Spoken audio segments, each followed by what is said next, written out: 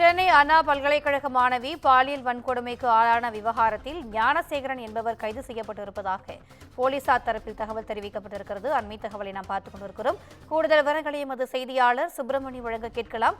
வணக்கம் சுப்பிரமணியன், இந்த ஞானசேகரன் என்பவர் யார்? கூடுதல் விவரங்கள்.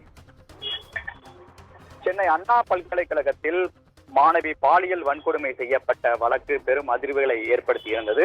இந்த சம்பவத்தில் காவல்துறையினர் முறையாக விசாரிக்கவில்லை என்ற குற்றச்சாட்டு எழுந்தது. அது மட்டுமல்லாமல் ஒருவர் கைது செய்யப்பட்டதாக காவல்துறை தரப்பில் தெரிவிக்கப்பட்டிருந்தது. ஆனால் அவருடைய பெயர் விவரங்களை காவல்துறையினர் தெரிவிக்காமல் இருந்தார்கள். குற்றவாளியை அவர்கள் தொடர்பான விவரங்களை தெரிவிக்க காவல்துறை மறைக்க என்ன காரணம் என்ற குற்றச்சாட்டும் எழுந்திருந்தது. இந்த நிலையில் இது தொடர்பான அதிகாரப்பூர்வ ஒரு செய்தி குறிப்பை சென்னை காவல்துறை வெளியிட்டிருக்கிறது.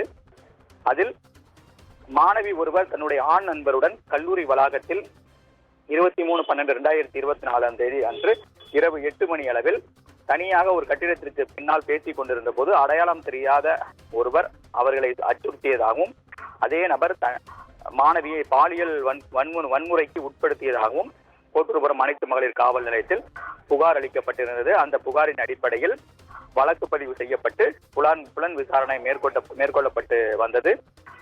இது மட்டுமல்லாமல் புகார் குழுவின் ஒத்துழைப்போடு விசாரணை என்பது மேற்கொள்ளப்பட்டு வந்ததாக தெரிவிக்கப்பட்டிருக்கிறது அந்த செய்திக்குறிப்பில். அது மட்டுமல்லாமல் 4 தனிப்படைகள் அமைக்கப்பட்டிருந்ததாகவும் அதில் தெரிவிக்கப்பட்டிருக்கிறது. இந்த விசாரணையில் அறிவியல் பூர்வமான ஆதாரங்களின் அடிப்படையில் கோட்டூரை சேர்ந்த ஞானசேகரன் என்பவர் தான் இந்த பாலியல் வன்கொடுமையில் ஈடுபட்டிருப்பது கண்டுபிடிக்கப்பட்டிருப்பதாக அந்த செய்திக்குறிப்பில் தெரிவிக்கப்பட்டிருக்கிறது. அது மட்டுமல்லாமல் அவரை கைது செய்திருப்பதாகவும் தெரிவிக்கப்பட்டிருக்கிறது. இவர் மீது ஏற்கனவே சில வழக்குகள் இருப்பதாக கூறப்படுகிறது. இவருடைய வாக்குமூலத்தின் அடிப்படையில் கைது செய்யப்பட்டிருப்பதாகவும் செய்திக்குறிப்பில் தெரிவிக்கப்பட்டிருக்கிறது. நடைபாதையில் இவர் பிரியாணி கடை நடத்தி வருவதாகவும் இவர் மீது வேறு குற்ற வழக்குகள் இருக்கிறதா என்ற கோணத்தில் விசாரணை நடைபெற்று வருவதாகவும் சென்னை காவல்துறை தரப்பில் சொல்லப்பட்டிருக்கிறது. குறிப்பாக சென்னை அண்ணா பல்கலைக்கழகத்தில் மாணவ மாணவிகளுக்கு என்ன முறையிலான பாதுகாப்பு ஏற்பாடுகள் செய்யப்பட இருக்கிறது என்பது தொடர்பான தகவலையும் அந்த செய்திக்குறிப்பில் சென்னை காவல்துறை தெரிவித்திருக்கிறது.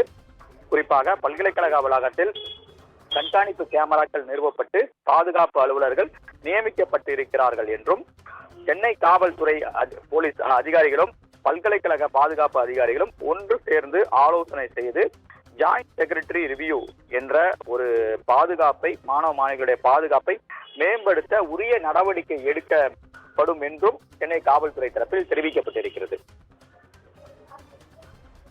கூடுதல் விவரங்களுக்கு நன்றி சுப்பிரமணியன்.